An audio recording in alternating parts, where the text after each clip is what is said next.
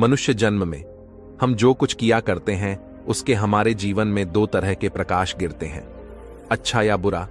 जिस किसी के साथ कुछ अच्छा करते हैं और दूसरों के निस्वार्थ सेवा करते हैं, उसका कर्म फल हमें जरूर हमारे जीवन में मिलता है, और दूसरों के साथ किया हुआ चल धोखा, स्वार्थ भाव भी हमें लटकर मिलता है। यहां पर कोई नहीं छूटेगा। हमें अपने कर्मों से कोई छुटकारा नहीं दे सकता। कर्मों का भोग भोगना ही पड़ता है। एक राज्य में एक राजा था और बहुत ही धर्मात्मा और न्यायदायी था, और वह भगवान का भी बहुत बड़ा भक्त था। उस राजा ने अपने गांव में बहुत बड़ा भगवान का मंदिर बनाया और एक पंडित को उसका पुजारी घोषित किया। पंडित महान सदाचारी धर्मात्मा था और संतोषी था। वह राजा से कोई इच्छा नहीं रखता और ना ही कभी राजा से कुछ मांगता। राजा भी पंडित के ऐसे स्वभाव से प्रसन्न था। पंडित ने राजा के मंदिर में पूजा काम करके 22 वर्ष गुजर दिए। पंडित ने कभी भी राजा से कोई प्रश्न नहीं किया। कुछ महीनों बाद राजा के घर एक पुत्र का जन्म हुआ। राजा ने अपने पुत्र को महान विद्वान और सबसे ज्ञानी बनाने का सोचा।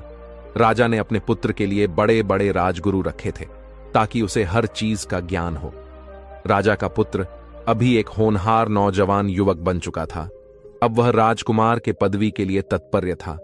राजकुमार के युवक होने पर राजा ने अपने पुत्र का विवाह एक राजकन्या के साथ करवा दिया।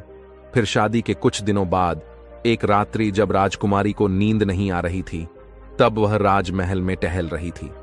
टहलने के बाद जब वह अपने प्यक यानी अपने पलंग के पास आई, तब राजकुमारी ने देखा कि दीवार के मायानंद थी कि राजकुमारी ने वह तलवार मायानगर निकाली। तलवार तेज धार वाली और काफी भारी थी। जैसे ही राजकुमारी ने तलवार बाहर निकली, वह तलवार उनके हाथ से फिसलकर राजकुमार के गले पर गिरी और राजकुमार की गला कटने की वजह से जगह पर ही मौत हो गई। राजकन्या खूब रो रही थी, शोक जाहिर कर रही थी और अपने दुखी मन से भगवान से कहने लगी, प्रभु, मेरे पति की हत्या में रहे हाथों से हुई यह पाप मेरे हाथों से कैसे हो गया? यह आपकी कैसी नीति? अब यह बात मैं किसी से कह नहीं सकूंगी। इस बात से मेरी परवरिश पर उंगली उठेगी और मेरे परिवार पर कलंक लगेगा। जबकि अगली सुबह मंदिर का पुजारी कुएं पर नहाने आया, तब राजकुमारी ने चिक चिक कर रोना शुरू कर दिया और कहने लगी, किसी ने मेरे पति को मार दिया। कुछ देर बाद राज्य दरबार के लोग इकट्ठा हुए और राजा भी घटनास्थल पर पहुंचे और सारे लोग से पूछने लगे, किसने मेरे पुत्र की हत्या की? उतने में राजकुमारी कहती है, मैंने यह तो नहीं देखा। वह कौन सा? लेकिन वह एक वृद्ध व्यक्ति था और वह ठाकुर जी के मंदिर की तरफ गया था। तभी राजा के साथ साथ दरबार के सारे लोग ठाकुर जी के मंदिर आए। तब पंडित पूजा में मग्न था। तभी खुद राजा ने पंडित को गिरफ्तार किया और उसे ऊंचे स्वर में पूछा, तुमने राजकुमार की हत्या क्यों की? पंडित ने अपने पक्ष में कहा, मैं क्यों मारूं राजकुमार को? मैंने तो कभी राजकुमार के कक्ष में कदम भी नहीं रखा और ना ही कभी देखा है। इस बात का साक्षी खुद ईश्वर है। और हां महाराज, बिना देखे ऐसे किसी को भी गिरफ्तार करना और उसे पर अपराध लगाना ठीक नहीं है। लेकिन पंडित की बात को सुनने को कोई तैयार नहीं था। राज्य की कुछ प्रजा अलग बात कर रही थी और कोई कुछ और कह रही थी। लेकिन राजा के मन में ख्याल आता है कि पंडित ऐसा क्यों करेगा? इसने तो कभी की का बुरा नहीं किया, कहीं यह सही तो नहीं कह रहा। लेकिन प्रजा की मांग पर कहा, मैं तुम्हें मृत्युदंड तो नहीं दूंगा, लेकिन जिस हाथ से तुमने मेरे पुत्र की हत्या की है, मैं वह हाथ तुमसे छीन लूंगा। और सैनिकों को आदेश दिया कि पंडित के हाथ काट दिया जाए। हाथ कटवाए जाने पर पंडित को काफी पीड़ा हुई और वह दुखी रहने लगा और राजा को अधर्मी समझने लगा। कुछ दिन में उसने उस राज्य को त्याग कर राज्य से बाहर चला गया और खोज में लग गया कि कोई ऐसा विद्वान, एक ऐसा महान ज्ञानी पुरुष जो मुझे बता सके, बिना किसी अपराध के हाथ कटने का कारण बताएं। तब वहां से गुजरने वाले राहगीर से पूछा तो उसने बताया कि यहां से कुछ दूर 2-3 गांव पार करके देवभूमि नामक जगह पर एक विद्वान ज्योतिष्य है। तब पंडित तुरंत ही देवभूमि चल गया। तब ज्योतिष घर पर नहीं थे, तो पंडित ने उनके पत्नी से पूछा, माथे क्या बता सकती है, आपके पति जी कहां गए हैं? तब उस स्त्री ने कुछ ऐसे शब्द का उपयोग किया, ऐसे अभद्र शब्द कहे जिन्हें सुनकर पंडित हैरान हो गया और सोच विचार में पड़ गया कि मैं तो यह मेरी हाथ कटने का कारण पूछने आया था, लेकिन पहले मैं इनका ही हाल पूछूंगा। इतने में ही ज्योतिष जी घर आए। जैसे ही उन्होंने अपना कदम घर के अंदर रखा, तब उनकी स्त्री ने उनका अपमान किया, कई बुरे शब्द का उपयोग करके उनका तिरस्कार किया। परंतु ज्योतिष जी बिना कुछ कहे अपने कार्य में लग गए और उन्होंने अपना स्थान ग्रहण किया और पंडित से पूछने लगे, कहिए पंडित जी, मैं आपकी क्या सेवा कर सकता हूं? तभी पंडित कहता है, आया तो मैं अपने अतीत की बात करने, परंतु आप अपना हाल सुनाइए कि आपकी पत्नी आपका इतना तिरस्कार क्यों करती है? वह आपके प्रति इतने अभद्र शब्द का उपयोग क्यों करती है? पंडित की बातें सुनकर ज्योतिष की मुस्कुराए और उन्होंने कहा, यह औरत मेरी स्त्री नहीं, बल्कि यह मेरे किए गए कर्म है। दुनिया में किसी को भी देखो, अर्थात पुत्र हो या भाई, गुरु हो या शिष्य, अपने जो भी संबंधी हैं, सब उनके किए गए कर्म हैं। वैसे ही यह स्त्री मेरे कर्मों का भोग है और इसे भोगे बिना यह कटेगा भी नहीं। मनुष्य के शुभ अशुभ, अच्छे बुरे जो भी कर्म हैं, वही भोगने पड़ते हैं। बिना भोगने पर कम कभी भी टल नहीं सकता। इसीलिए मैं अपने कर्म खुशी खुशी भोग रहा हूं और शिकायत भी नहीं कर सकता, ताकि आने वाले जन्म में वापस वही कर्म मुझे दोबारा ना भोगने पड़े। पंडित ने ज्योतिष से पूछा, क्या आप बता सकते हैं, आपने ऐसा क्या कम किया था जो आपको ऐसे भोग भोगने पड़ रहे हैं? ज्योतिष ने कहा, सुनिए, पूर्व जन्म में मैं एक कौवा था और मेरी पत्नी एक गाय थी। मेरा स्वभाव दूसरों को दुख पहुंचाना था। जब भी वह गाय घास चरने जाती, मैं वहां पहुंच जाता। उसके पीठ पर एक छोटा सा घाव लगा था और जब भी मुझे कहां दिखती, मैं उसके घाव में छच मारता और उसका मांस खाता। रोज की तरह मैं उसे चोंच मारता और उसका मांस खाता, जिससे उसे बहुत तकलीफ होती।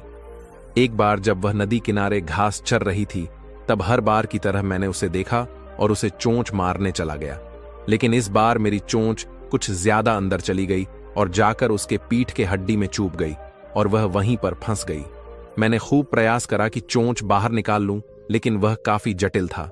मेरी पत्नी यानी गाय ने भी बहुत कोशिश की, लेकिन वह उससे संभव नहीं था। तब उसने सोचा है, शायद पानी के भय से ही यह दुष्ट मुझे छोड़ेगा। यह सोचकर वह पास के नदी में चली गई, मगर हम असफल रहे।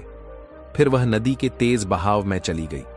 नदी के पानी का भाव काफी तेज होने के कारण हम दोनों पानी में बह गए और हम बीच में ही मर गए। तब नदी के प्रभाव से यह ब्राह्मणी बनी और मैं ज्योतिष से बना। अब वही मेरी पत्नी बनी है, जो अपने मुख से गाली दे देकर मुझे दुख देती है। बिल्कुल उसी तरह जैसे मैंने उसके घाव पर चोंच मारी थी, और वही मैं अपने पूर्व कर्म का फल समझकर सहन करता रहूंगा। मैं इसका कुछ भी दोष नहीं मानूंगा, क्योंकि यहां मेरे ही किए गए कर्मों का फल है। इसी कारण मैं शांत रहता हूं। और ज्योतिष से ने पंडित से कहा, सब अपने कर्मों का भोग भोगते हैं। और अब आप बताइए पंडित जी, आपकी क्या समस्या है? पंडित ने सारी घटना बताई, सारा वाक्य ज्योतिष को सुनाया और पूछा, उस अधर्मी राजा ने मेरे हाथ क्यों कटवाए? मेरा तो कोई दोष भी नहीं था, क्यों मुझे उस पाप की सजा मिली जो मैंने कभी किया ही नहीं? तब जो ज्योतिषी जी बड़ी सरलता से कहते हैं, राजा ने आपके हाथ नहीं कटवाए, आपके पूर्व कर्म ने ही आपका हाथ कटवाया। पंडित ने अचंभित होकर पूछा, किस प्रकार? तब ज्योतिष जी ने बताया, तुम अपने पूर्व जन्म में एक तपस्वी थे और राजकुमारी गाय थी और राजकुमार कसाई था। वह कसाई जब गाय को मारने लगा, तब गाय तपस्वी के सामने से अपनी जान बचाकर भागने लगी। जब कसाई ने पंडित से पूछा, इधर किसी गाय को जाते हुए देखा है? तपस्वी ने कई साल पहले ही प्रण लिया था कि कभी झूठ नहीं बोलूंगा, जिस तरफ गाय गई थी इस तरफ। तपस्वी ने हाथ का इशारा किया और कसाई ने जाकर गाय को मार दिया। नदी के किनारे से उस गाय को ले जा रहा था, उतने में जंगल से भागा शेर आया, गाय और कसाई दोनों को मार दिया और गंगा किनारे उनकी हड्डियां बह गईं। गंगा जी के प्रभाव से गाय को राजकन्या और कसाई को राजकुमार का जन्म मिला। एवं पूर्व जन्म के किए गए कर्म ने एक संध्या रात्रि के लिए उन दोनों को एकत्रित किया, क्योंकि उस कसाई ने गाय को लोहे के सरिये से मारा था। इस कारण राजकन्या के हाथ से तलवार फिस गिरने से राजकुमार का गला कट गया और वह मृत्यु को प्राप्त हुआ। इस तरह अपना फल बनाकर कर्म निवृत्त हो गया।